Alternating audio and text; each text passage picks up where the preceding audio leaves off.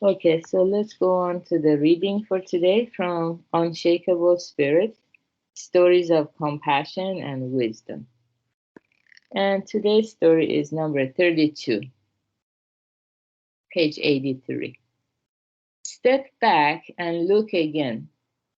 Take a step back and look from an outsider's view at yourself and your suffering.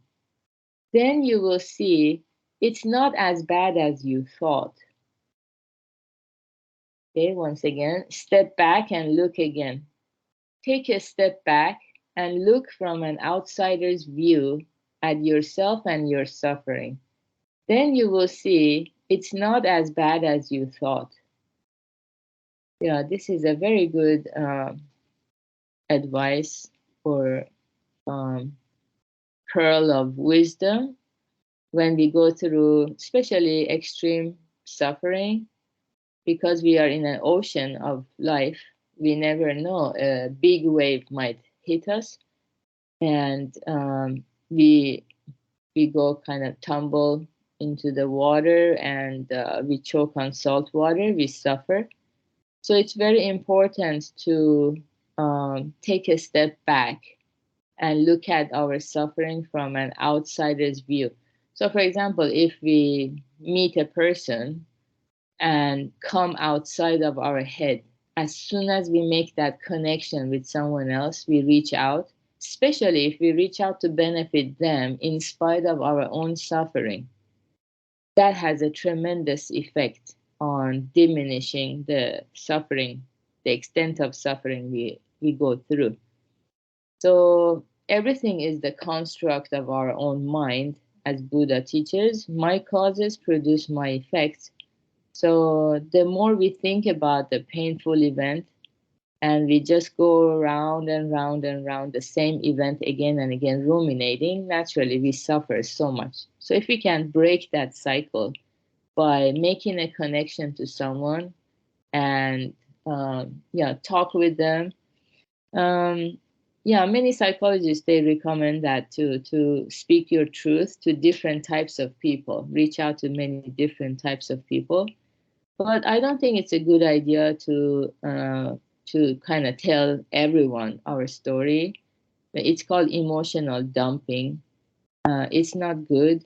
So instead, just making those connections, reaching out, and learning about other people's stories too. So before we tell them our stories, we want to hear what they have to say too. It has to be mutual. And when we hear their stories, we're like, wow, I thought I was suffering a lot. I had never considered there is this kind of suffering and that kind of suffering as well. And suddenly, in comparison, um, we even can have gratitude to where we are in life because it could have been worse.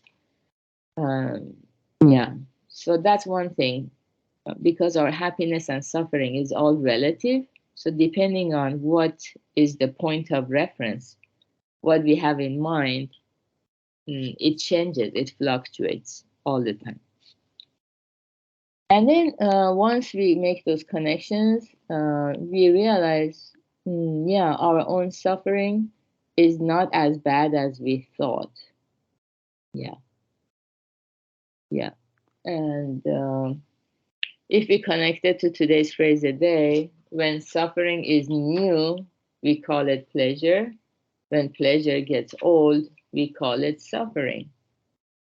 So it's all relative. It's shifting continually, moment by moment.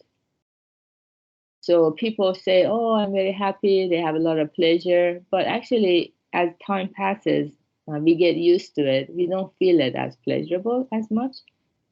So that's just when the suffering is its new phase. It feels like pleasure. And then when pleasure gets old, we call it suffering. So it's very relative. And the more people we talk with and we reach out to benefit them, we benefit ourselves. And that's how we can get outside our head. I think that's what it means to take the third person's viewpoint and outsider's view, and then our own suffering goes down. And coming to this recitation meditation, obviously, we are stepping outside our own subjective reality and we are trying to connect to the objective reality of other power, the ocean of treasures of truth and genuine happiness that never abandons us. So I'm so happy for all of us to be here and practicing meditation together. Have a beautiful Sunday, everyone. Bye.